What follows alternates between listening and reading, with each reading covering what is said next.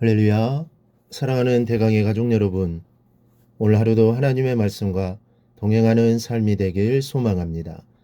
오늘 함께 나눌 하나님의 말씀은 마태복음 8장 28절에서 34절 말씀입니다. 또 예수께서 건너편 가다라 지방에 가심에 귀신 들린 자 둘이 무덤 사이에서 나와 예수를 만나니 그들은 몹시 사나워 아무도 그 길로 지나갈 수 없을 지경이더라. 이에 그들이 소리질러 이르되 하나님의 아들이여 우리가 당신과 무슨 상관이 있나이까? 때가 이르기 전에 우리를 괴롭게 하려고 여기 오셨나이까 하더니 마침 멀리서 많은 돼지떼가 먹고 있는지라. 귀신들이 예수께 간구하여 이르되 만일 우리를 쫓아내시려면 돼지떼에 들여보내소서 하니 그들에게 가라 하시니 귀신들이 나와서 돼지에게로 들어가는지라. 온 떼가 비탈로 내리달아 바닥에 들어가서 물에서 몰사하거늘 치던 자들이 달아나 시내에 들어가 이 모든 일과 귀신 들린 자의 일을 고하니 온 시내가 예수를 만나려고 나가서 보고 그 지방에서 떠나시기를 간구하더라. 아멘. 이 귀신이라는 말을 헬라어로 디아블로스라고 합니다. 그 뜻은 비방하는 자 또는 말을 퍼뜨리는 자인데 말 많은 사람이 끼치는 악영향과 귀신이 하는 사악한 일을 비교해 볼 때 묘하게 비슷하다는 생각을 하게 됩니다. 모두 똑같이 사람의 마음에 상처를 주거나 인생의 어려움을 가중시키는 나쁜 영향을 끼치고 있습니다. 오늘 본문 말씀에 귀신이 등장을 합니다. 그것도 마가복음 5장 9절 말씀에 의하면 군대, 즉 헬라어로 레기온이라고 불릴 만큼 많은 수의 귀신이 등장하고 있습니다. 이 레기온은 당시 로마군 부대를 가리키는 말로 약 6천에서 10,000명 정도의 군인으로 구성된 이 부대를 말하는 것입니다. 오늘 본문에는 이 엄청난 숫자의 귀신들이 하나도 빠짐없이 알고 있는 몇 가지 사실이 나오는데 우리가 이 사실을 살펴봄으로써 은혜를 나누겠습니다. 먼저 예수님이 하나님의 아들이라는 사실을 귀신도 알고 있었습니다.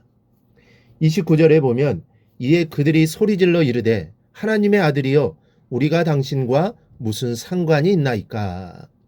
귀신 들린 자들이 예수님을 하나님의 아들이라고 부르고 있습니다.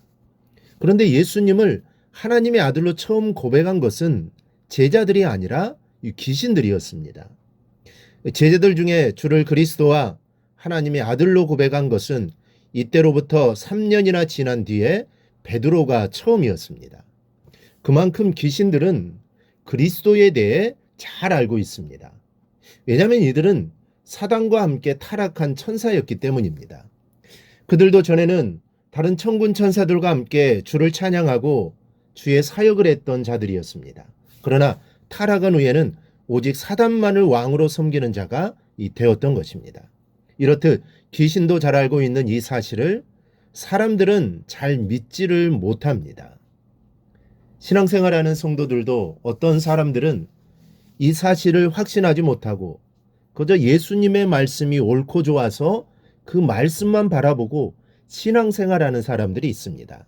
말하자면 예수님을 인생을 행복하게 하는 길잡이 또는 도덕 선생님쯤으로 생각하면서 산다는 말씀인데 이런 분들의 특징이 무엇인지 아십니까? 대개 이 기도가 없습니다. 예수님의 이름으로 하나님께 기도드린다는 것은 사실 예수님이 하나님의 아들 되심을 인정하지 않고는 할 수 없는 일입니다. 그분이 하나님의 아들이시오 살아계신 전능자이심을 믿어야 그분의 이름으로 기도할 수 있는 것입니다. 그러나 예수님이 하나님의 아들이라는 사실은 귀신들도 알고 인정하는 사실입니다. 그래서 진짜 점쟁이는 다른 건 다 못 맞춰도 누가 예수 믿는지는 맞춘다고 합니다. 그러니 주님이 하나님의 아들이라는 이 사실을 믿고 기도하십시오. 믿고 기도하는 자에게 하나님이 하늘문을 여시고 응답해 주실 줄을 믿습니다. 둘째는 예수님이 심판주로 오실 것을 귀신들도 알고 있었습니다. 29절에 보면 때가 이르기 전에 우리를 괴롭게 하려고 여기 오셨나이까.